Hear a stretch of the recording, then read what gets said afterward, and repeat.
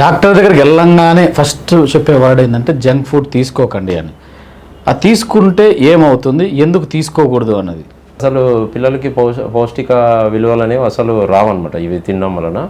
So దీంట్లో protein, calcium, fibre ఇట్లా పౌష్టిక విలువలు ఏమి ఉండవు. ఇంకోటి షుగర్స్, ఈ సాల్ట్స్, ఆర్టిఫిషియల్ కలర్స్, ఫ్లేవర్స్ ఇవన్నీ వేయడం వలన వీళ్ళు మక్కువగా తింటుంటారు అవి. సో దానికి అడిక్ట్ అవ్వడము, దానివల్ల ఏమవుతుందంటే వాళ్ళకి ఆ టైంకి ఒకటి మాత్రమే వాళ్ళ కడుపు ఫుల్ అవుతుంది. ఏంటంటే ట్రెడిషనల్ జంక్ ఫుడ్స్ అంటే రవ్వ లడ్డు కానీ మామూలు ఇంతకుముందు మనం చిన్నగున్నప్పుడు మనం తింటా ఉంటాం ఫుడ్స్ అన్ని. సో అట్లా ఫుడ్స్ని ఎక్కువ అలవాటు చేయండి.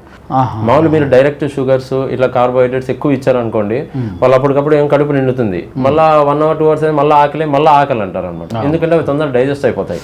మీరు ఈ ప్రోటీన్ ఫుడ్, ఫైబర్, కాల్షియం ఇవన్నీ ఉండేవి ఎక్కువ ఇచ్చినారంటే సో అవి స్లో డైజెషన్ ఉంటాయి. ప్లస్ దానివల్ల వాళ్ళు రిపీటెడ్గా ఆకలి అని కానీ అన్నారు, దానివల్ల పౌష్టిక విలువలు ఎక్కువగా ఉంటాయి. ఓకే.